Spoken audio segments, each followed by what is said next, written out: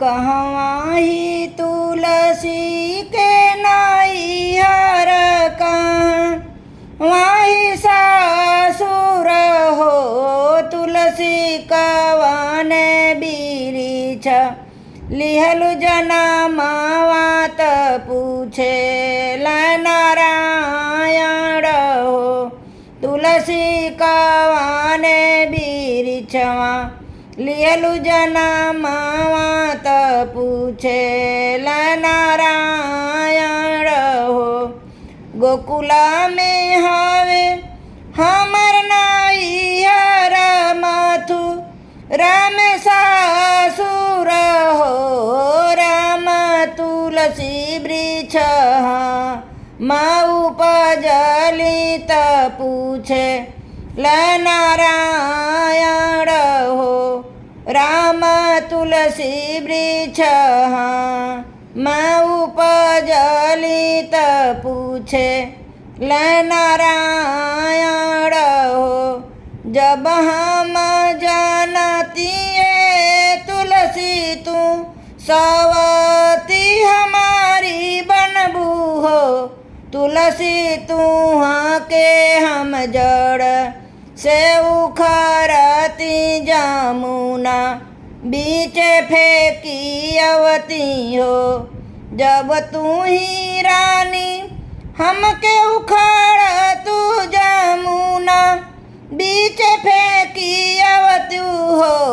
रुकुमिड़ी होई जइबो सुंदर नैया त खेई है नारायण हो। रुक्मिणी बनी जइबो सुंदर नैया त खेई है नारायण हो। जब हम जानती तुलसी तू सवती हमारी बनबू हो। तुलसी नैया के यारी से कटवावती हम भरवा झोंकी देती न हो। तुलसी नैया के यारी कटवावती हम भरवा झोंकी देती न हो। जब तू ही रानी कटवाईबू हमारा सुंदर नैया न हो। रुक्मिणिया गिया से होई जइहे पानिया त पी है नारायण हो। रुक्मिणिया गिया से होई जइहे पानिया त पी है नारायण हो। रुक्मिणिया गिया से होई जइहे पानिया त पी है नारायण हो।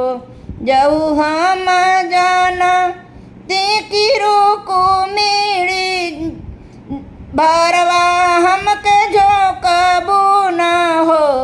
रानी अगिया से होई जैती रखिया त घूर वाफे कईती न हो। रुक्मिणी अगिया से होई जैती रखिया त घूर वाफे कईती न हो। रानी रखिया से होई जैती खदिया त ढोव तै नारायण हो। रुक्मिणी रखिया से होई जैती खदिया त ढोव तै नारायण हो।